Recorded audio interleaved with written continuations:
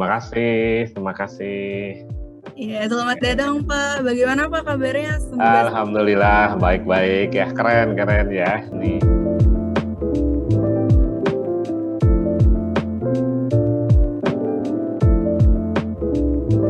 Ya, tanggapan saya terhadap video yang dihasilkan oleh adik-adik dari SMA 81 dan SMA 8 keren, kreatif ya.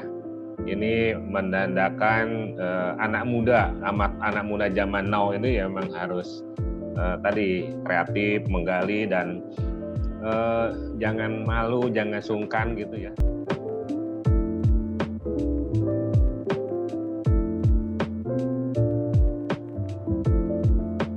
Kita di DKI Jakarta memulai melakukan PJJ dari bulan Maret tahun 2020 ya.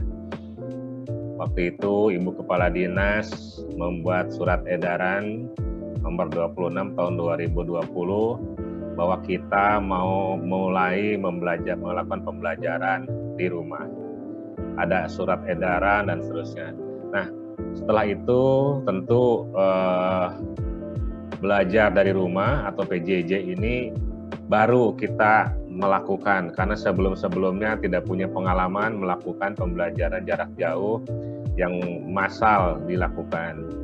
Nah, memang awal-awalnya kami, mungkin teman-teman guru, para peserta didik juga tergagap-gagap ketika harus terpaksa melaksanakan pembelajaran jarak jauh.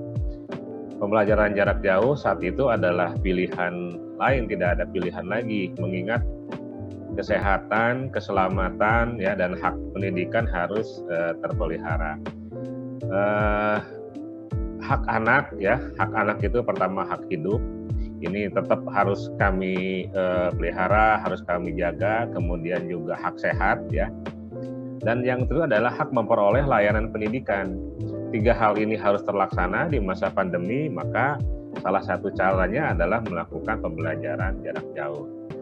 Kendala-kendala ini tentu kami harus atasi supaya tadi 3 hak yang harus dimiliki oleh anak tetap berjalan.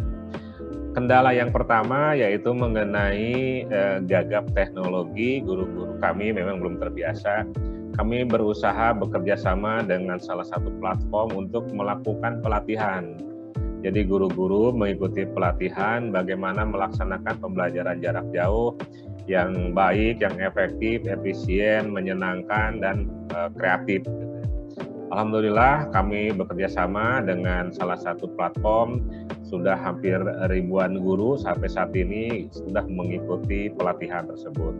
Alhamdulillah hasil pelatihannya guru-guru sudah mulai terbiasa, sudah memahami dan mengerti bagaimana melaksanakan PJJ. Yang kedua adalah mengenai kendala gawai ya, kendala alat.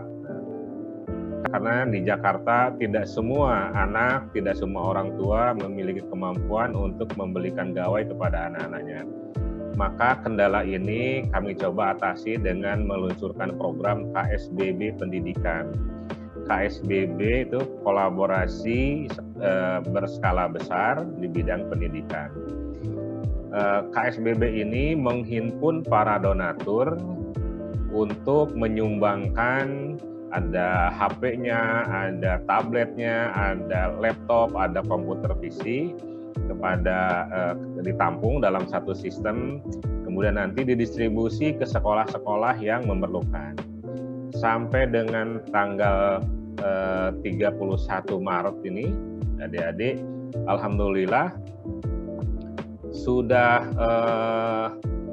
ada kurang lebih 891 HP ya, ada 706 tablet, 137 laptop, 51 komputer PC, total jumlahnya 1.785, dan ini sudah terdistribusi ke seluruh sekolah-sekolah yang memerlukan.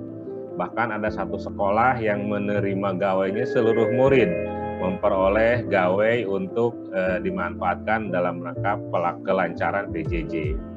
Yang kedua, kami juga mendapat bantuan berupa kartu perdana sebagai pelengkap dari gadget tersebut supaya anak-anak bisa tersambung dengan jaringan internet. Kami memperoleh sumbangan kurang lebih 61.500 kartu perdana baru. Dan ini sudah terdistribusi ke peserta didik yang memerlukan alat-alat tersebut. Nah, ini adalah upaya-upaya untuk mengatasi kendala-kendala dalam pelaksanaan PJJ. Kami juga memperoleh bantuan dalam bentuk hard copy, dalam bentuk buku, majalah dan sebagainya dari beberapa donatur, dan ini sudah kami distribusikan. Mengingat kendala kepemilikan gawai ini tentu harus kita atasi dari berbagai sisi. Alhamdulillah.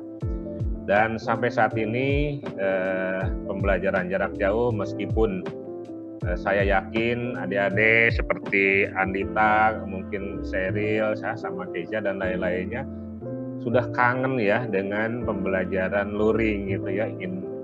Karena tadi saya melihat dari video tayangan yang ditayangkan, kayaknya semuanya udah kangen pengen luring ya gitu belajarnya. Itu tanggapan dari saya.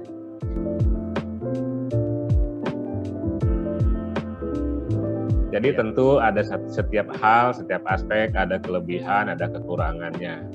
PJJ dan dampak COVID juga ternyata ada kelebihannya, ada manfaatnya bagi kita semua. Bahkan saya menyebutnya itu adalah ilmu COVID begitu ya.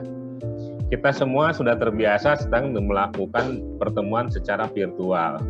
Jadi tidak terkendala waktu, tidak terkendala jarak dan sebagainya. Dan alhamdulillah sampai saat ini mulai dari pimpinan tertinggi, mungkin baru ada lihat Pak Presiden saja sudah menggunakan sambungan virtual untuk rapat-rapat dengan para menteri ya. Dan sampai ke yang bawah, ibu-ibu sekarang berhubungan dengan gurunya sebagai sudah juga menggunakan teknologi virtual. Ini adalah manfaat dari itu. Nah, PJJ itu sendiri Bapak melihat bahwa menambahkan anak-anak kreatif ya. Saya lihat di YouTube itu hampir semua sekolah bikin konten ini, konten itu, termasuk nih ya dari SMA 81 dan SMA 8. Ini juga kan adalah ilmu yang muncul karena PJJ ini kan membuat seperti ini. Jadi kreativitas itu tumbuh kembali. Kemudian karena anak-anak mayoritas belajar di rumah, tentu banyak waktu yang bisa dimanfaatkan di rumah ya.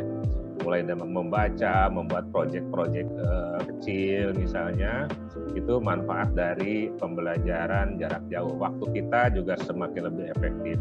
Meskipun tentu ini kembali kepada pribadi orang per orang, siapa yang dapat memanfaatkan kondisi dengan baik, pasti juga itu akan memperoleh manfaatnya. Namun tidak tutup kemungkinan ada kawan-kawan kita yang belum memanfaatkan situasi ini sebaik-baiknya. Tapi alhamdulillah PJJ ini mendorong kreativitas, mendorong karya, dan tentunya efektivitas dan efisiensi waktu dapat kita atasi.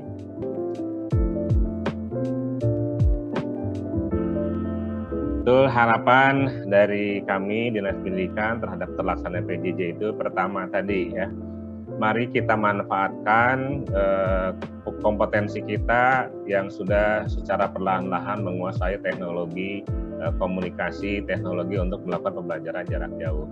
Gunakan untuk hal-hal yang positif, kreatif ya, membuat konten-konten, saling berbagi. Kita sekarang punya media untuk berbagi ya.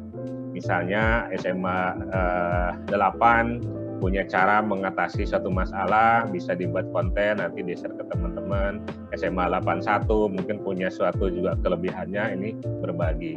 Maka dengan berbagi inilah insya Allah ilmu akan semakin berkembang. Dan yang berikutnya, dengan harap di PJJ ini, meskipun mungkin kita semua berharap bahwa PJJ ini nanti akan beralih lagi ke pembelajaran luring, tetapi ilmunya yang kita peroleh dari PJJ tetap kita manfaatkan. Tidak tertutup kemungkinan apabila suatu saat kita sudah pembelajaran dilakukan secara luring, full luring, tetap saya berharap bahwa komunikasi kemudian pembelajaran secara jarak jauh ini dapat dimanfaatkan sehingga nanti menjadi kombinasi ya. Mungkin kalau adik-adik mungkin ingin bertanya kepada gurunya, mendiskusikan, bisa menggunakan jalur-jalur PJJ semacam ini. Jadi meskipun kita berharap pembelajaran secara luring yang seperti norma sebelumnya nanti suatu saat akan kita alami, tetap PJJ ini harus kita manfaatkan dalam rangka mencapai tadi tingkat kreativitas, kemudian silaturahminya akan juga terpelihara. Dengan adanya program ini ya, ini membuktikan bahwa itu tadi bahwa pandemi tidak memberikan pandemi membuatkan kita menjadi kreatif.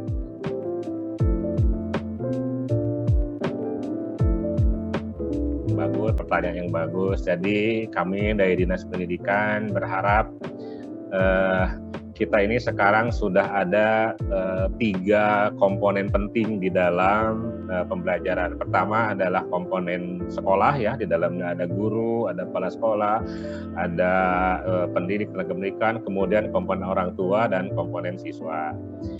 Di dalam PJJ yang sudah berlangsung ini, ketiga komponen ini sudah terhubung, terajut dengan baik gitu ya. Maka itu mari kita tingkatkan rajutan antara siswa dengan guru dengan orang tua. Saya yakin selama PJJ ini orang tua juga ikut belajar lah, ikut mendampingi putra putrinya belajar dari rumah.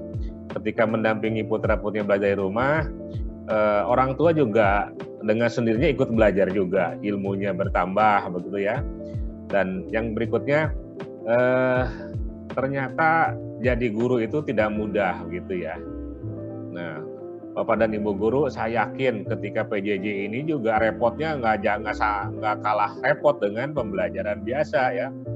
Bahkan mungkin harus lebih banyak berimprovisasi Bapak-bapak dan Ibu gurunya. Maka itu dengan pengalaman yang sudah kita tempa kurang lebih 1 tahun lebih nih PJJ, mari kita tingkatkan semangat, kreativitas. Jangan sampai pandemi menyebabkan prestasi kita menurun ya. Kalau perlu dengan pandemi prestasi kita tetap naik, semangat kita tetap berkobar. Tadi 3 komponen dalam pelaksanaan PJJ ini semakin hari semakin erat. Kita merasa merasa lebih dekat. Demikian, terima kasih.